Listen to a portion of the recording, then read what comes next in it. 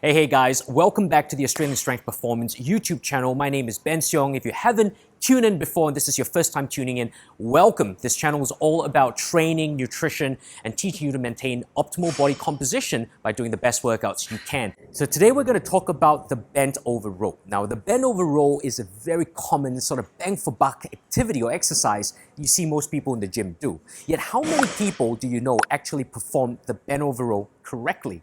Now in today's YouTube video, we're going to run through the don'ts of a bent over row. What does a incorrect bent over row look like? Also, we're going to kind of look at what a correct bent over row should look like, some of the cues that you guys can use, and some of the little techniques and tricks to actually correct your form in a bent over row to optimize the right recruitment of your back muscles. So stay tuned, we've got a juicy episode for you today.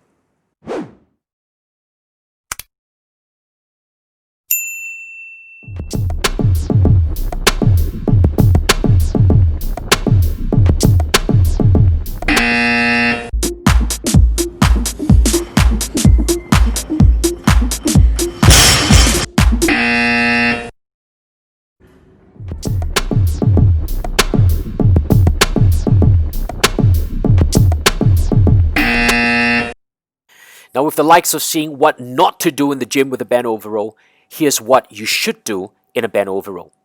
The main movement of a bent over row is the row, pulling the bar towards yourself. Now, to get into that position, aim to get your torso as parallel to the floor as possible.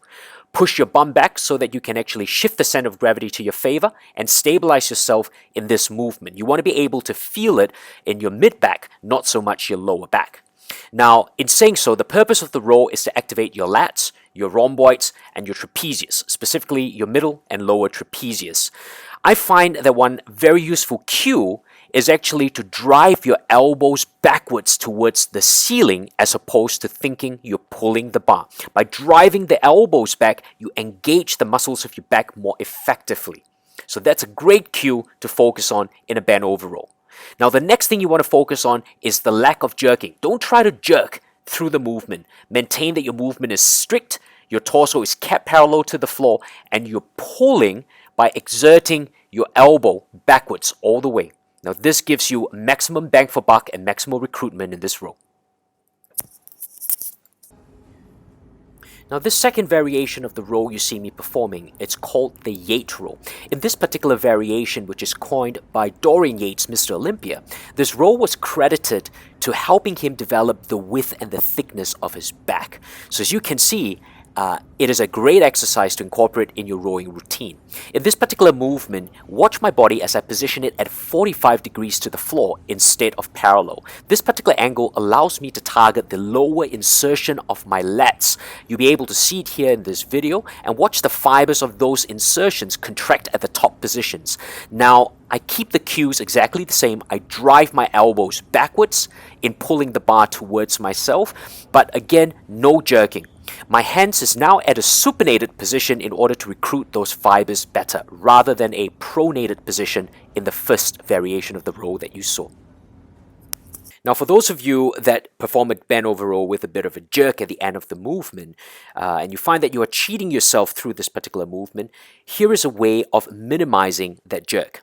This is what we call a head-supported bent over row. And in this particular example, you see me perform the bent over row strictly. I use my forehead and place it on a bench, and I push my bum backwards so I can balance myself. Now, the goal of this is not to use your neck to bear the weight. The goal of this is just to keep your head on the bench very, very lightly. So that's a cue where you're not meant to lift your neck off. By keeping your head on the bench, you maintain that your body doesn't jerk even at the top position. So it keeps you to strict form. So in this particular example, where my body is kept at strict form, I'm able to perform the bent over row without any sort of jerking throughout its range of movement, thus maximizing the recruitment of fibers. So in summary, 3 points that you need to take away from today's video. The first one is understanding the position of the torso and how that actually affects the recruitment of muscles in the back.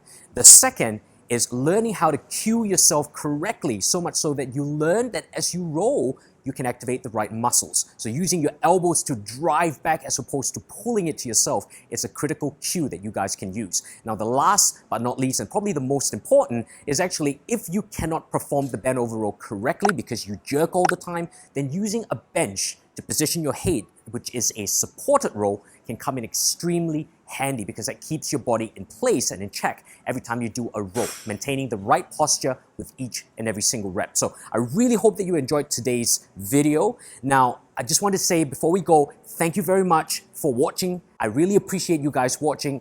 If you have any suggestions on what other videos you would like to see, make sure you let us know in the comments below. But in any other case, remember to like and subscribe because we love that, and I'll see you in the next video.